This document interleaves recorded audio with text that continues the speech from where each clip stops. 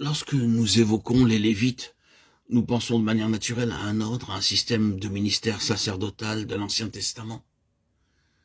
Mais nous avons constamment besoin de nous rappeler que, quoi que Dieu ait fait, il s'est néanmoins manifesté lui-même de temps à autre dans l'histoire de ce monde. Toutes les différentes formes et manières d'expression sont uniquement des moyens de communiquer des réalités spirituelles éternelles qui demeurent. Et cela est très vrai des Lévites. Nous parlons d'eux, nous utilisons leur appellation, mais serons toujours conscients que nous sommes en présence de grandes réalités spirituelles divines, qui appartiennent à nous et à notre temps, si vraies qu'elles ont toujours appartenu à n'importe quel enfant de Dieu. Si bien que cette loi spirituelle du Lévite est quelque chose qui vient directement à nous, à ce moment même, ici même. Il ne serait pas possible d'espérer saisir et parcourir ce thème dans son intégralité, même si nous étions à entendre les nombreux audios que je vais publier. Et je ne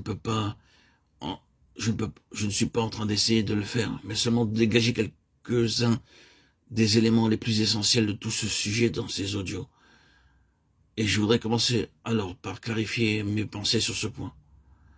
Quand nous faisons mention des sacrificateurs et des Lévites, nous traitons d'un concept spirituel et non d'un système ecclésiastique formel. Ce dernier n'a pas cours durant notre dispensation alors que les concepts spirituels, eux, la gouvernent. À présent que nous nous efforçons d'entrer dans le vif de ce sujet, vraiment au cœur même, posons-nous la question suivante. Quelle est la plus grande, quelle est la plus secrète, la plus profonde signification et importance de tout cet objet du ministère lévitique? Je crois que la réponse est la suivante. Une collaboration avec Dieu dans son œuvre. C'est une manière très simple de le dire, mais extrêmement profonde et pénétrante. Une association avec Dieu pour son œuvre. Nous devons placer devant nous tout ce que la parole de Dieu révèle quant à la nature de Dieu. Dieu. Et si nous devions ne mettre qu'un mot sur la nature de Dieu, sûrement nous devrions dire sainteté. Sainteté. Vous pourriez dire amour, mais celui-ci est gouverné par sa sainteté. Il est caractérisé par sa sainteté. C'est un amour saint.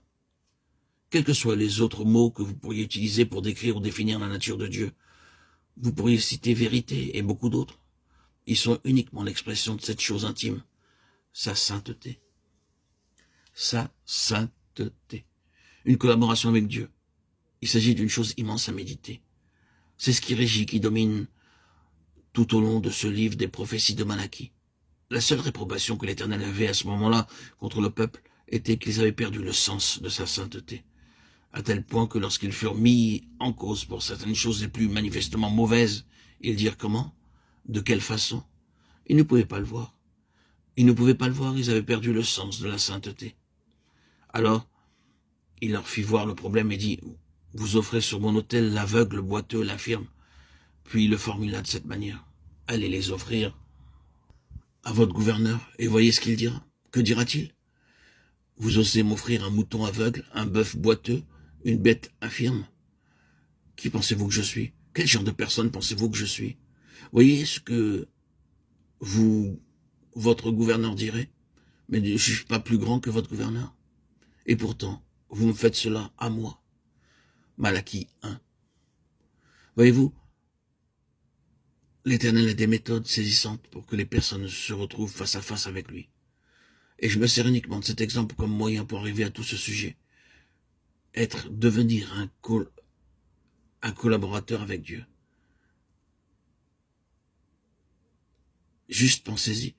Les Lévites étaient appelés à une collaboration avec Dieu. Là était l'alliance de Dieu avec Lévi. Une alliance de vie et de paix. Pensez-y. Entrez directement en contact avec un tel Dieu que lui. Entrez directement en contact avec ce qui est à lui. Être devant lui et vivre. Et vivre. Pourquoi? Il serait impossible de vivre en sa présence de vie et de paix, d'être en contact avec quelqu'un comme lui, en paix. Et pourquoi? Il y aurait une guerre jusqu'à la mort s'il n'y avait pas une base, un fondement juste. Mon alliance était avec Lévi, la vie de paix, de vie, en collaboration avec moi dans mon œuvre. J'essaie ici, chers amis, je sais d'une manière si imparfaite et hésitante, de bien vous faire comprendre la grandeur de cette vocation.